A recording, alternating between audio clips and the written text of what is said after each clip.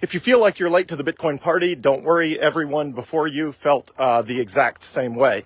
So Bitcoin's sitting around $63,000 per coin, just under $64,000 per coin.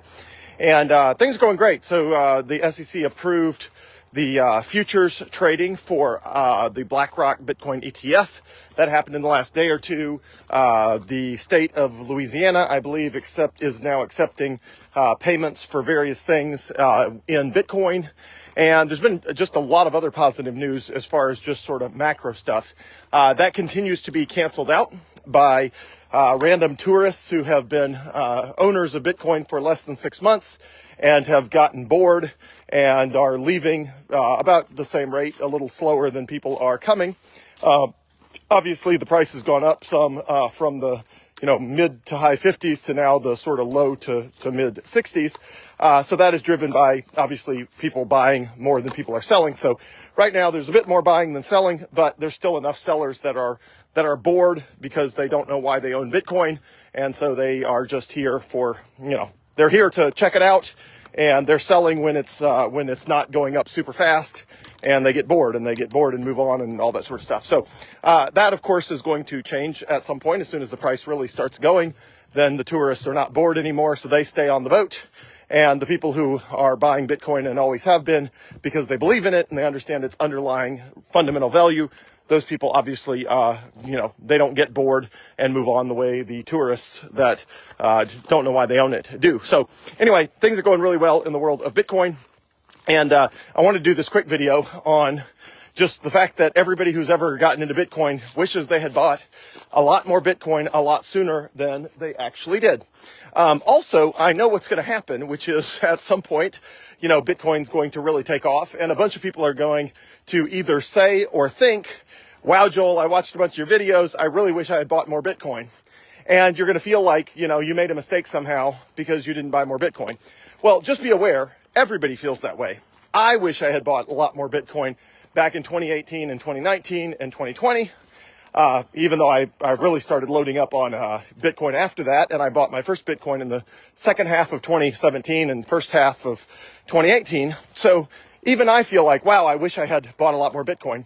And you also got to realize even, everybody's got some family member who's been talking about Bitcoin for years now, or, somebody that they just sort of didn't take seriously, or, didn't have the time to go figure it out, and just realize that's the way it's always been. So from the very beginning of Bitcoin, there were people that understood its value. And, I wish I had paid more attention, plugged in more, and bought more Bitcoin. But the people before me feel the same way. So the people I could have been listening to in 2018 and 2019 and buying more Bitcoin, they wish they had listened more to the people they were listening to who got into Bitcoin in perhaps 2014, 15, 16.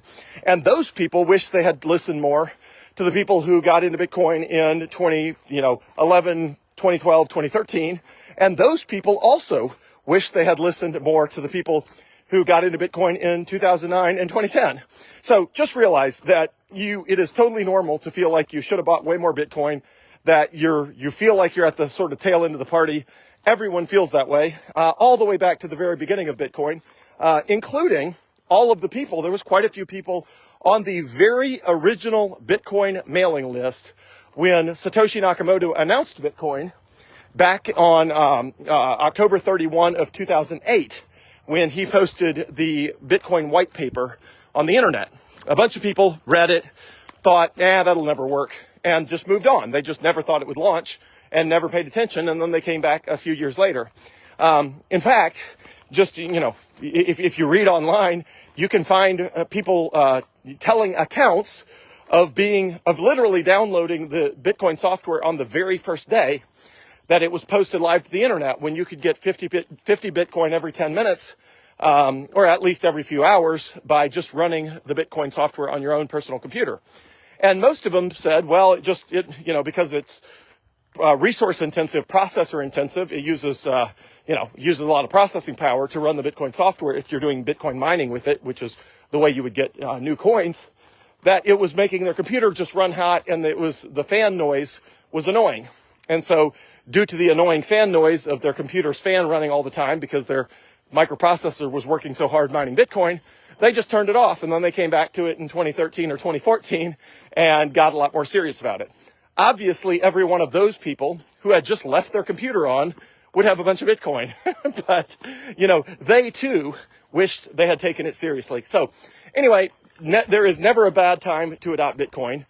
The risk reward trade-off or I guess balance with Bitcoin is probably the best it's ever been, in that even though the price is, 63,000 plus per coin, the risk profile of Bitcoin is radically lower than it's ever been. And so every investment has a risk reward trade-off.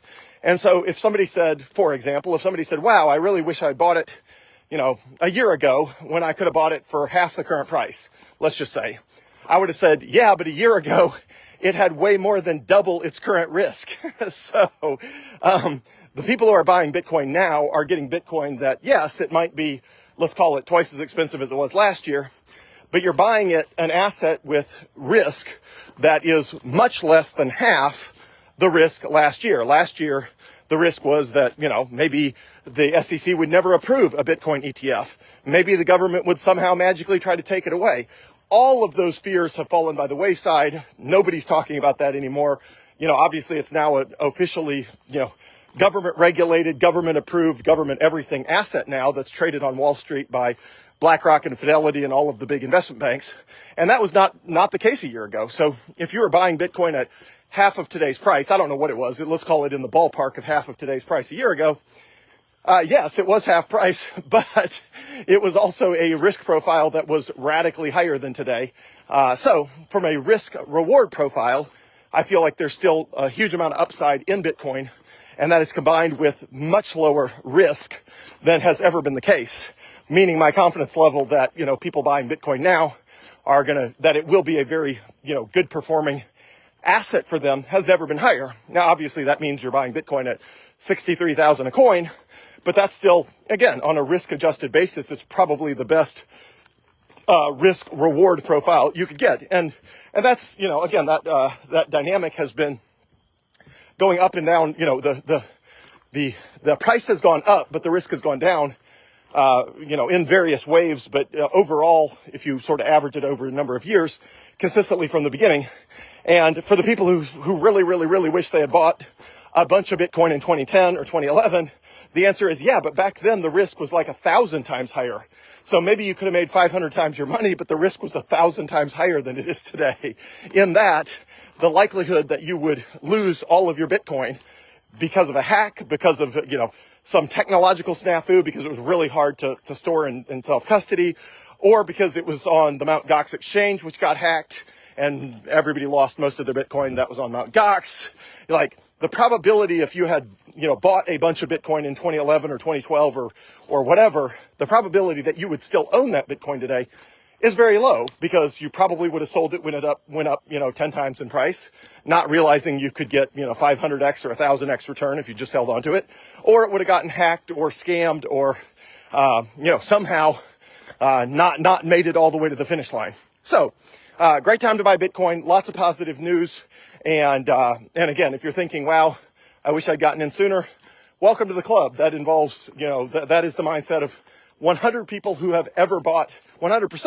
have ever bought an asset that they did not buy or own at the very beginning. And in the case of Bitcoin, almost nobody actually had it from the very beginning. Very few people meet that criteria, which means virtually everybody, including the people that bought Bitcoin at $1 per coin and have made 63,000 times their money, even those people were only spending, $50, $25, maybe $100, because the risk was so high that they just thought it would not be worth anything, and they didn't want to risk a lot of money on something that had a high probability of not being worth anything.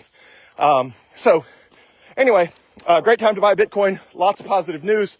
As always, I keep up on such things so I can keep you informed, and we're just ticking right along, and Bitcoin's acting very, normally. And I really do expect like a huge price appreciation in the near future, but obviously the future is uncertain and unknowable. So wanted to get a quick update out today. I've been jammed up with 1,000 different things, and so lots going on, but I wanted to try to get something out with a few quick highlights. So have a great weekend and wonderful day, everyone. Thanks.